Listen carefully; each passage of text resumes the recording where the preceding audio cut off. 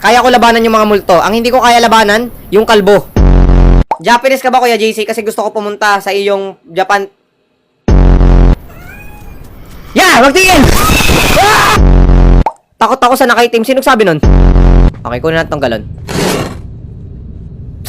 Kala niya magugulat ako. Ah!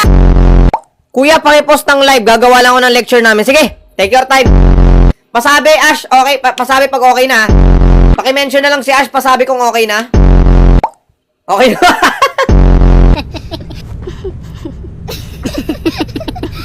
Tinatawanan mo ba yung pututoy niya? Ano ba? Ano ba ito ilalagay?